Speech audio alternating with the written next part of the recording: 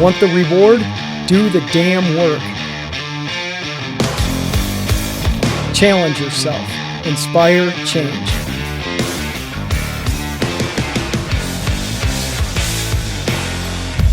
Choice, not luck. What's happening, everybody? Todd Crandell from Ignite Euphoria with yet another awesome podcast. And I have a good old school friend and member of Racing for Recovery with us today, Randy Baduras. How are you, sir? I'm good, but I don't know about the old thing. I think you should tone that down a bit. A young veteran who's been coming here for a while. How about that? I can accept that. Right. A grizzled veteran. That I am. Right? That I am.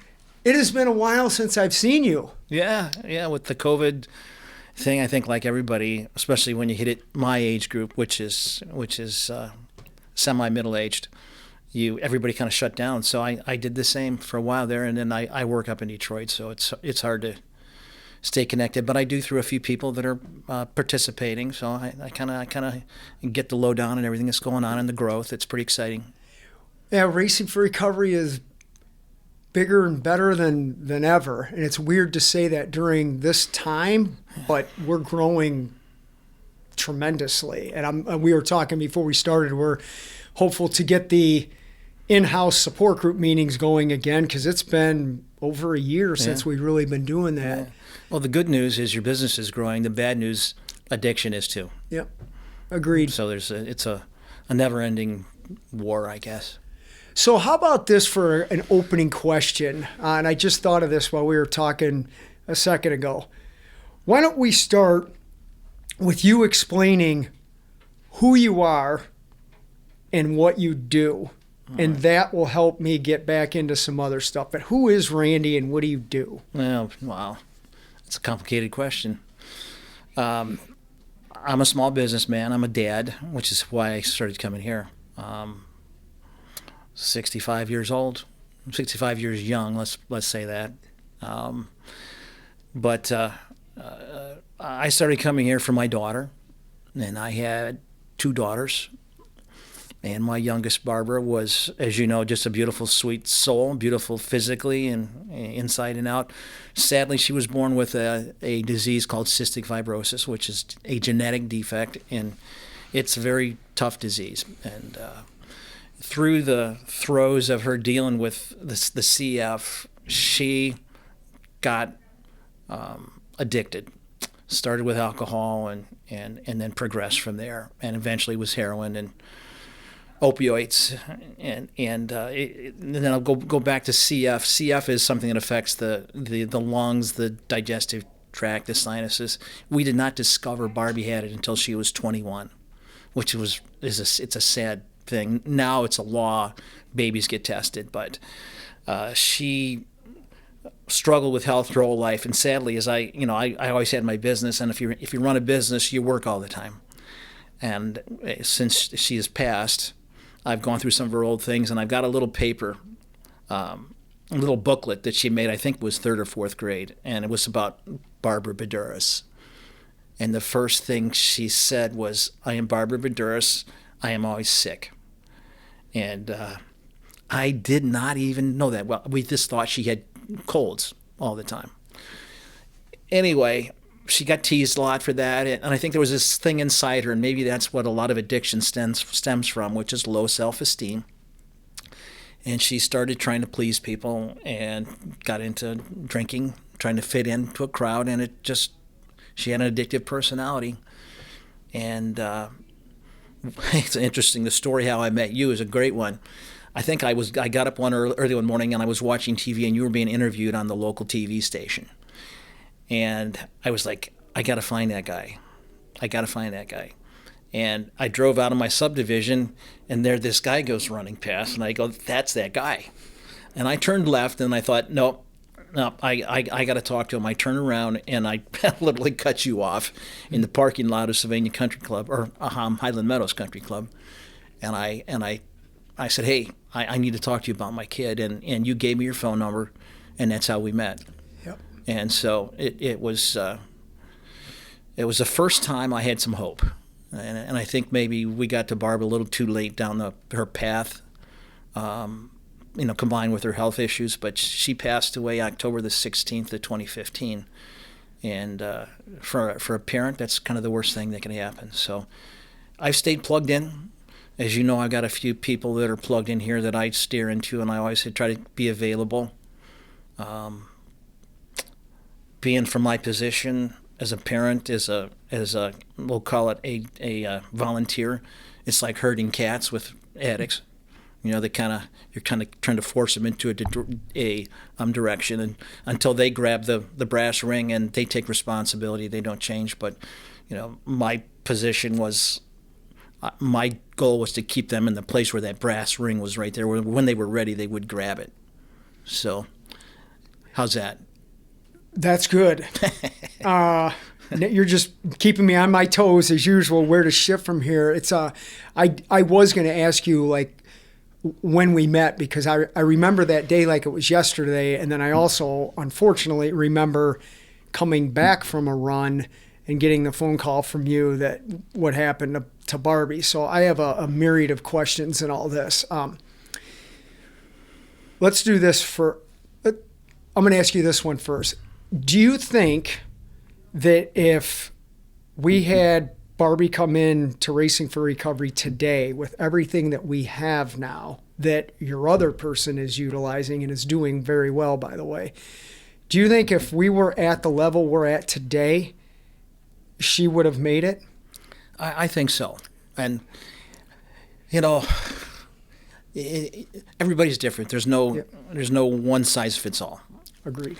Barbie, and I think people that are where Barbie is. Barbie was very addicted. She had health issues. She had emotional issues. She had a lot of stuff going on. She needed to be in a protected environment, in my opinion, almost immersed into a situation where her life was working on that. And one of the things I noticed, and I've seen this with many people that are struggling, is they kind of don't want to give up that life that is we'll call it the normal life. So they got one foot on the boat and one foot on shore. Barbie used to always say, "Dad, I don't want to. I need to have a job. I need to have my own place. I can't just jump in and be sober." Well, yeah, you can, Exactly. because giving up a year or two of your life for the rest of your life to be right is nothing. So yes, if she could have been in an environment where she got up in the morning and focused on it, because I believe the brain needs to be rewired. And maybe some people need to be immersed in this atmosphere the rest of their life. And if that's what it takes, fine. That's a good life. But there's no question. I used to get very frustrated with law enforcement. She would get arrested for buying drugs. And rather than separate her from her addiction, they would put her right back into it and go, "Hey, you got to go do a drug buy, so we can catch your dealer." They wanted to work up the chain. I understand the intentions are good, but for my kid, that kept her in the addiction.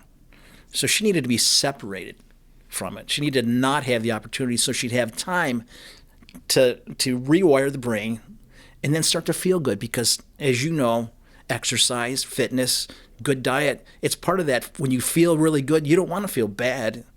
But people get used to feeling like, guano. I'll be the politically correct way to say it.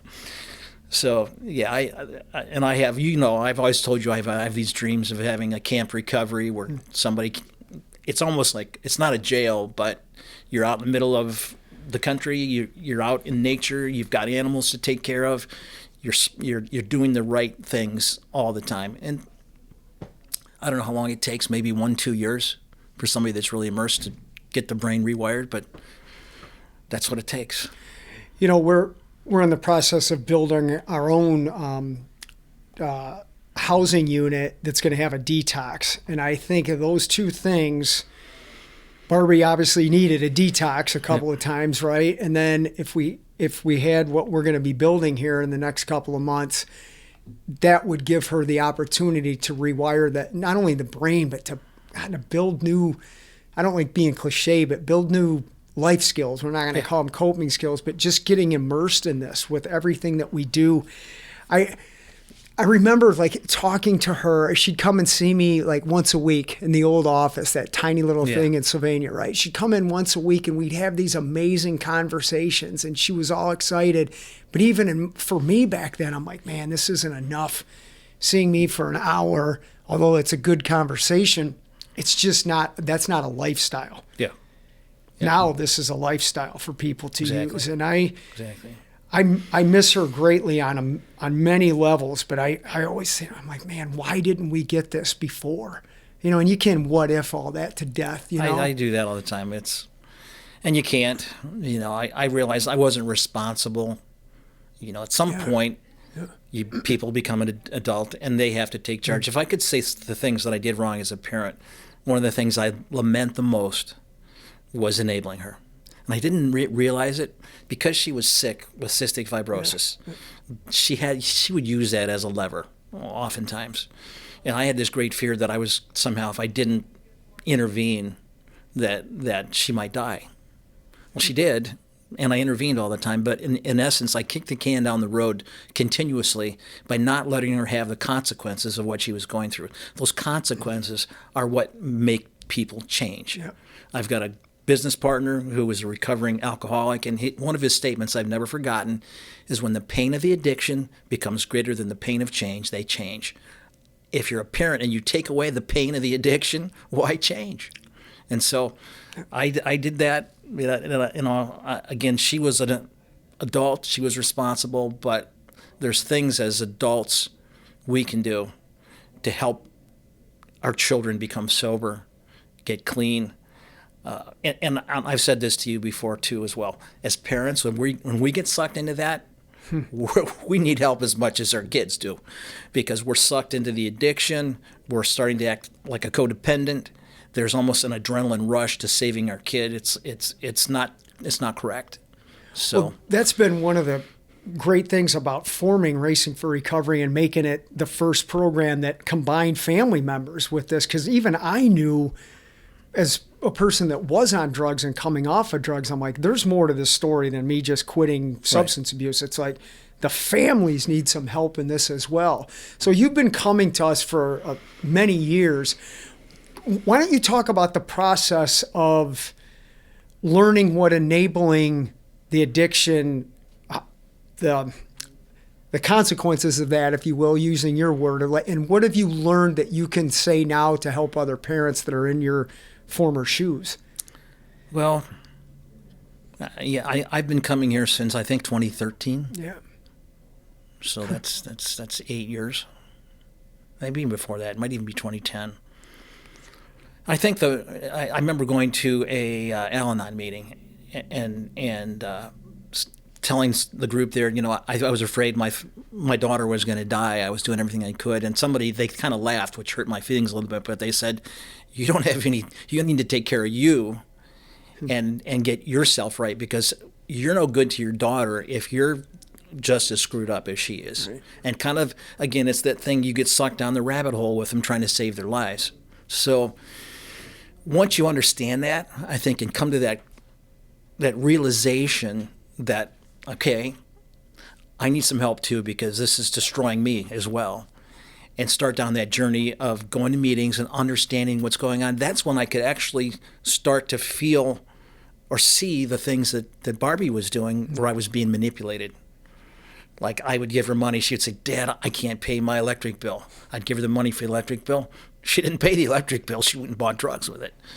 Or I can't pay my rent. Or I broke my car. I need to have my car fixed. She shouldn't have had her car fixed. And again, I think it's that thing of understanding what love really is, as opposed to enabling. And I remember finally saying to myself in my head, okay, by saying no, it's love. By saying no, I'm loving her, even though she will protest like a 4-year-old going over or having a tantrum over not getting a piece of candy. But that's what addicts do. And once I learned that, I started to really, it's like the blinders came off my eyes. I could see when I was being manipulated, and I could call her out on it. I remember many times I said, Barbie, you're manipulating. Don't do that. Here's what you're thinking. I know what you're doing. And she would go, okay, you're right. And it's like we were really close. If she hadn't gotten sick in the end there, I think she would have turned the corner. Sorry. It's okay. But I still do that. It's almost 6 years or 5 years here, and it never goes away. And I will say that as a parent, you don't want to go through this. It's always there. It gets better, but the grief comes in waves sometimes when you talk about it, and sometimes talking about it's good, and sometimes it's painful. But so the journey is everybody's the captain of their own ship. That means the parent, the kid, the family. And I think often there's dysfunction in families. If you really look at it too, I can see a family or a parent will come here and I'll go, boy, that was me about 10 years ago. I can see it. And I want to grab them and say, hey, listen to me. Just focus on you. You get better. And it's amazing how when you do, your kid kind of follows you into that. Absolutely. So let's do some positive stuff. What did Barbie learn here? Well, I remember the first time she came home and I said, how'd it go? And she said, Daddy, this is the first time I feel hope. She says, I felt like there's no hope for me. She said, I feel hope. And I think the positive thing for Barbie was she could see a path. It wasn't sit down and beat yourself up. I'm no good. I've got to fight this. It's like a tug of war. I got to get stronger. It was like, in essence, she had to learn to surrender herself to the program. Let go of, it's not a fight. It's more of a just get on the path. Yep. And she really, she loved you. She loved this program. She felt hope here. She made some friends here. Again, go back to my herding cats metaphor. People come and then they go, then they come back and then they go and then they come back. But people evolve. They get the tools and finally they get to the point where they go, okay, I don't want to do this anymore. This is not fun. This just makes me broke, makes me sick. I lose all my friends, I lose my family. What's the value of being an addict? There's not much. So she found hope, I think, here. And I could see it too. I've seen a lot of people get better here. And it's positive reinforcement. It's building them up, not just tearing them down. And that's when I see some programs I agree. It's tear down. I remember the first time talking to her back in that old office in Sylvania. Remember how small that room was? It was. Oh my God. It was, but it was effective. It works. It was a start. But I remember talking to her one of the first times, and I asked her, and I do this to a lot of people when I see the first time, I said, has anybody ever talked to you like this? Has anybody ever asked you these questions that I'm asking you? And she's like, no. Never. And that was one of the things that connected us right off the bat, as she was like, wow, you may not have had the same situation I had. Obviously, I didn't have the medical issues, but the emotional hurt behind a lot of that stuff, that connection is where I think every therapeutic foundation is built upon. And she had that. Yeah. Yeah, there's no question. I think, too, you put yourself in her shoes. She would come here and she would be around a bunch of addicts. But a bunch of addicts that are getting better. Right. Not a bunch of addicts that are practicing their craft, if you will. Yeah. And that was good. And it's attractive. It's attractive to see people who have overcome it, because you can look at them as an addict and go, it's possible. It's possible to beat this. And so that's what, one foot in front of the other, step by step, people get better. And I see that here. And obviously that's why you've grown. That's why our slogan is, with sobriety, anything is possible. It's true. Yeah. Let's talk about this. You mentioned this earlier with CF and that being a traumatic thing, and even you finding that letter where she said, and I'm Barbie and I'm always sick. It's like, wow, what a statement. Do you think that was her first trauma? Yeah, I do. She got an award, I think, in third grade. They would give out awards to the kids at the end of the year, and she got the award for the person who used the most tissues. And if you understand what CF is, it affects the lungs, the sinuses, and she said, I asked her once what it was like. She said, Dad, it's like having a bad cold your whole life. It never goes away. And she would have operations. They would go in and basically root her out her sinuses because the walls would get thickened, her mucous membranes. So that was her first award, and she was so ashamed of that. She got teased. She told me that in high school she was teased for blowing her nose, and the rumor went around school that she had AIDS. And so she would go and eat her lunch in the bathroom. She would sit in the stall and eat to keep from being teased. And so, yeah, that's the root of her trauma. And I think if she would have grown up with it and we would have known it, and she would have gone to school and people would have known she had cystic fibrosis with understanding, maybe they wouldn't have been so cruel to her. And again, it's hard for me to even imagine it because, she was beautiful. She looked like Angelina Jolie. I can't imagine anybody, but girls got jealous, and I think a lot of that came from the female side of the teasing her. And it's so much. I've heard her describe where she used to eat her lunch. I think I went to the same high school with that, and I think not to downgrade Sylvania, but it's appalling that in that community that people are raising their kids to do that kind of behavior. It's disturbing. I know they're not doing it deliberately as parents, and I'm not blaming the parents. It's just like with every opportunity to be successful, kind, that when I hear things like that kids endure, it's tough. When young people, they don't know, I think, a lot of it. And I think you get used to being in a clique. This is something I want to share. So when I first came here, I was like, I was uncomfortable because I saw these people with tattoos and they'd been in prison and struggled in life and grown up on the streets. And I come to find, once I got to know these people, some of the most amazing people I've ever met in my life. Yeah. The wisdom that they have from what they've been through, it changed me. But when you live in that Sylvania community, which is a higher income community, you live in a bubble. You just don't understand what it's like. It changed me to the fact that I now volunteer for an organization in Highland Park, Michigan, which is the heart of the inner city.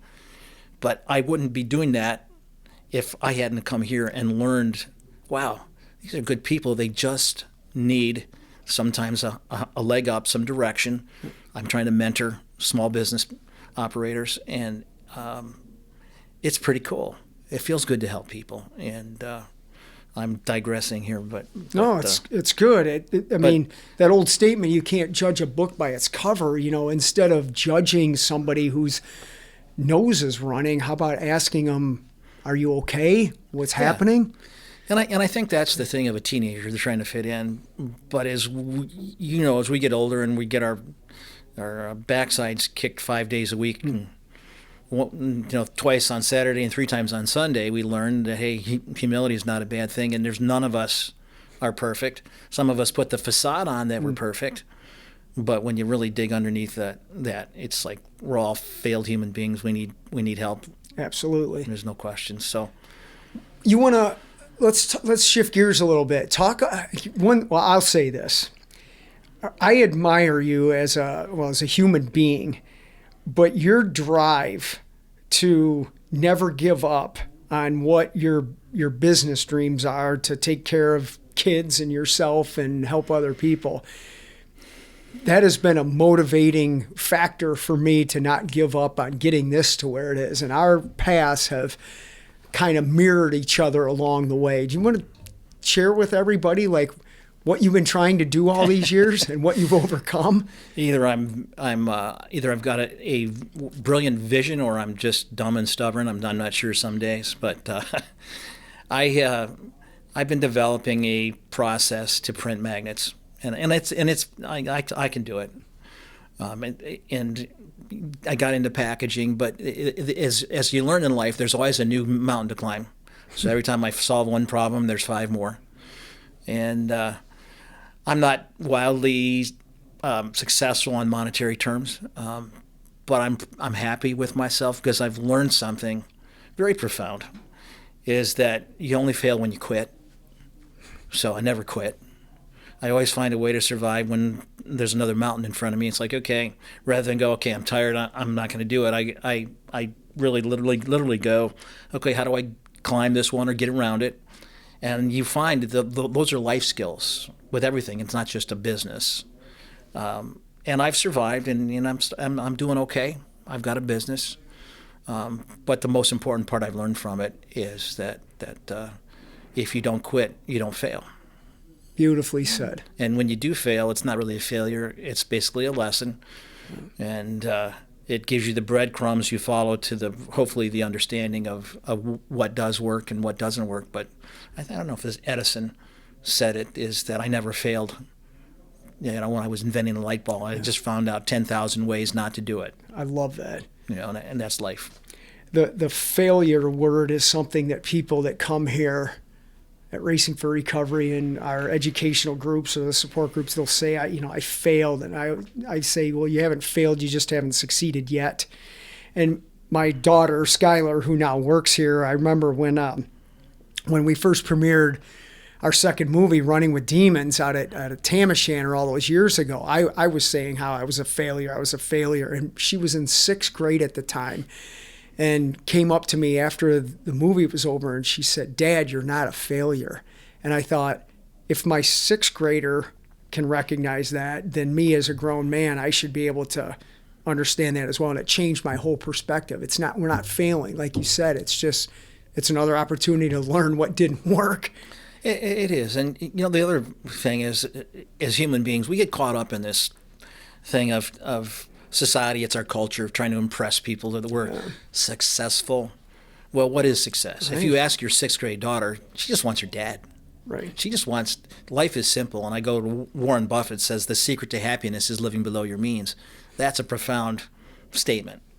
And I've learned that in my old age. I didn't always live that way. But success is something that's it's simple. It's learning to find joy when the guano is hitting the fan, and everything when things aren't right. Finding your peace in the struggle. And I always tell people, embrace the grind. That's an Urban Meyer thing. But in life, it's just like you got to be like a plow horse. You got to love to plow, and that's where you find your joy. Yeah. It's not getting to the other side of the field because I'm there now. What do I do? Keep plowing, and love that. And that's the way we find joy. And that's also an addiction when you get to that point where you can find the simple joy of where you're at in the struggle. All of a sudden, it's not a struggle. It's a joy. I think of the 4 big ideas in our Cleveland book. Number 3 is we're not immune to life's hardships, right? Never. But as long as you don't use those hardships, become assets. Educational pieces, as you said, right? And it's not, I've arrived, I've got this, and it's over. It's like, I never want to feel like that. It's like, let's enjoy the journey. Yeah, tick off a couple accomplishments you wanted to do, but then what's the next thing? I just had an experience about 3 weeks ago I was helping a friend change out her faucet in her sink, and her boyfriend, who was not very mechanical, and I'm old and broken. It's hard for me to even bend over, so I had to kind of direct him through it. It was a struggle for him, and he was not used to doing this. Finally, he got done, and we stepped back, and I said, "Is that cool or what, man? You just changed the faucet." And I turned it on. He turned it on. He started to laugh. It's the simple things. Yeah. It's really simple things. I could not fix anything, though. I will be calling you if something breaks at my place. Well, I'm not too good at it either, but I'm always willing to try. As my ex-wife would tell you, is that I broke more things than I fixed. But there was always a plumber or an electrician we could call to clean up after me. Clean up the mess? But at least they tried, Hey, we haven't talked about this. Tell everybody about what it was like to ride your bike across the country, for God's sakes. What's the matter with you? Who does something like that? Well, I think I'm sitting across from somebody that does stuff like that. I rode my bike across the country in 2007, and I did it for Barbie. Yeah. I did it for myself too. It was cathartic in the sense I was struggling through a lot of stuff personally. Barbie was struggling through a lot of stuff. But I rode a bicycle from the Golden Gate Bridge to the Brooklyn Bridge. And I have to say, and this is another one of those things where I learned one step at a time, in this case, one pedal at a time. Through life, through my ride, there were many days I wanted to quit. I got caught in a blizzard riding through the Sierra Nevadas, and it was a near-death experience, let me tell you. Finally, I threw my bike in the back of my van that was following me and said, "Get to the other side. This is not safe." But I remember actually having this experience about Chicago and thinking, you know what, I'm going to do this. I'm going to do this. And it was such a confidence builder, like going through your journey of addiction. Yeah. But it was the most awesome experience riding through Nevada. I loved Nevada. I never thought I would. That was my favorite place. It was remote. I saw antelope, deer, wild horses, a few truckers, but not many people, and it was cool. But great experience. Got to meet Boomer Esiason at the end of it. He's got a foundation. He's got a kid with cystic fibrosis, and rode my bike across the other side of the Brooklyn Bridge, and didn't ride for about 6 months after that. Needed a break, but cool experience. Would you do it again? Absolutely. If my back will let me do it, I'm still struggling through that. I would like to do it once more because it was so much fun, but it's harder. I was, I think, 52 then. I'm 65 now. My old body isn't quite as good as it used to be, as they say. I've been asked for years for people to do something like that I would only do it if we could do it as a Racing for Recovery team. I have no desire to do a one-man effort through that, but if we could do a team with all of us doing it, that would be something that'd be cool. I could tell you a good one. Now, I did in 2018. I rode from Sylvania to Traverse City. Okay. And about 275 miles, I think, all told. Now that would be a good thing for a group to do. There's a lot of back roads through Michigan to get there, and the destination's wonderful too.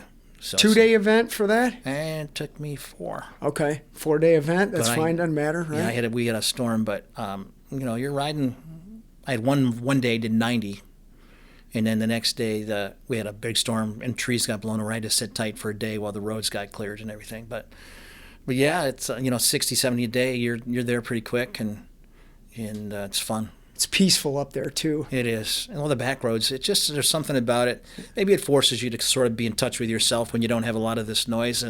Another thing, I think, in our world today, we're just surrounded by digital noise. People, roads, all kinds of man-made stuff. When you get away from that and get in what I call nature, God's country, you think different. You calm down. You can think clearer when you don't have all the noise around you. So that's why I love to do it. We were talking earlier too about biking and the difference between riding outside and riding inside. And I was saying I ride inside now basically for safety and also weather. It's not, you can't ride outside here when it's 2 degrees outside. Well, I guess you could, but I don't want to do that anymore either. But mainly for safety reasons. Yeah.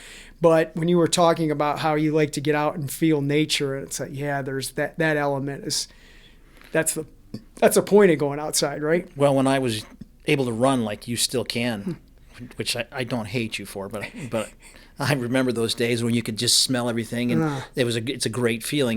Maybe it's the endorphins I got addicted to.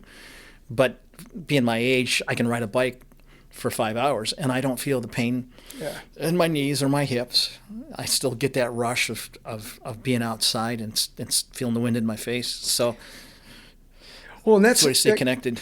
Again, the two things that I utilized on day one of sobriety were exercise and fruit smoothies that my grandma was making me. And that's the foundation of everything that Racing for Recovery has been built upon. And, some people are like, it's just all about running. And I'm like, you got to look into what we're really doing. If you can do those two things, which, by the way, are free, you walk outside and take a breath of fresh air. It doesn't cost you anything, but gives you the mental fortitude to then have the drive to succeed academically, business-wise, spiritually, whatever. And that's what I think a lot of people are missing.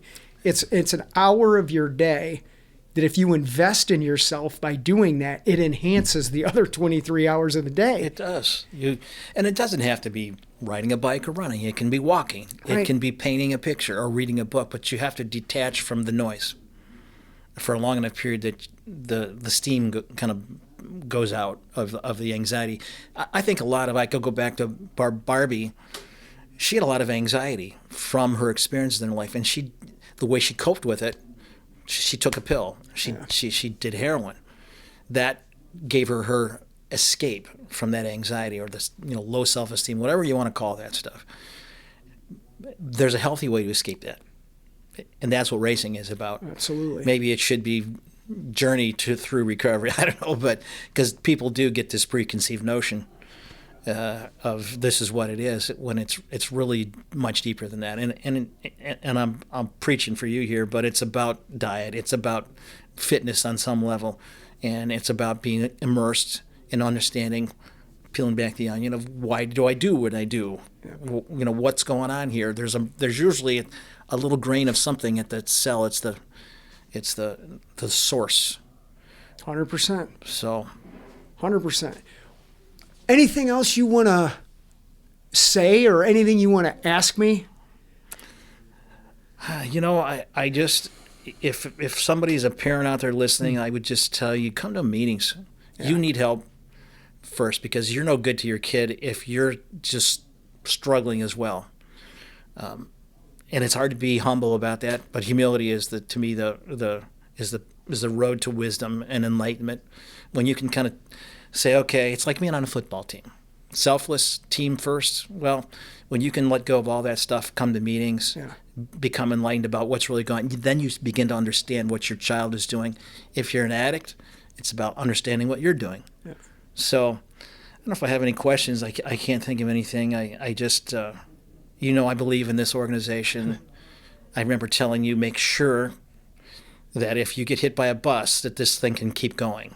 And I think you've done that. So kudos to you for that. I appreciate that. One of the greatest achievements is to have the people that work with me here. And I never say for me. I'm fortunate to have people work with me. Well, we don't work. This is a privilege to be here. But our staff is 19 people right now. Yeah. And we've had this conversation. I didn't start this as Todd Crandell. It's called Racing for Recovery because it's about the program, and to finally get it there where my role in this has diminished greatly. I found my niche. I know what I do at it, and I've let other more qualified, better people actually do what we're doing, and it's taken off, and I am thankful for that. I mean, it took 15 years to get to that spot. All those years we sat in that church on Thursday night hoping and talking about it, but if you keep plowing, eventually it's going to come to harvest. Yeah, and I'll tell you, when you got this building, I was a little nervous about it. I think I told you that. I was like, man, that's a lot of overhead. But that's where having a vision gets you through with that. And I'm sure there were nights where you think, how am I going to pay the light bills? How am I going to do this? And that's what I struggle with at times. But when you have the vision, you can see the destination, and that's what keeps you going. So it's really neat to see. It's necessary. I mean, this addiction stuff is just not going away. It's not. I'm going back to what you were saying earlier about the meetings, which, by the way, are and always will be. We're free. We don't pass the hat and all that stuff. But I think of the relationships that have been made in those meetings, the education that was freely offered, the jobs that have come from that, the marriages, the kids that have come from that, all of that stuff that generated from one simple giving back on a Thursday night, that's remarkable. And that's really important. I want to say this too. Think of like throwing a rock in a pond and the ripple that goes out. Yeah. That's the effect that you can have on people when you give back. Yeah. And I think that's the effect you're having. And you may never know the effects that or the difference that you made in a lot of people's lives, because you affected one person who affected another person and another person. But that's really how you change hearts and minds. That's how you change the world for the better. It's the right way to do it. And sometimes you can't save the world, but if you save a few people, it's amazing how it can grow from there. And it costs nothing to do that. No. Well, actually, you get paid back, because the feeling of the reward of helping other people is really, it's like gas in the engine. Absolutely. Yeah. Buddy, it's been a pleasure talking to you today. Thank you. And like I said, I hope by the time this airs, hopefully we're sitting back in there on Thursdays again. Yeah, that'd be nice, wouldn't it? It'd be great, huh? Yeah. Okay, everybody, thanks for watching. Please share this. If you're a family member that's been battling this stuff that Randy was discussing, please call Racing for Recovery, 419-824-8462. Check out our podcast on Ignite Euphoria or the Racing for Recovery YouTube page. With sobriety, anything is possible. And until next time, have an awesome day.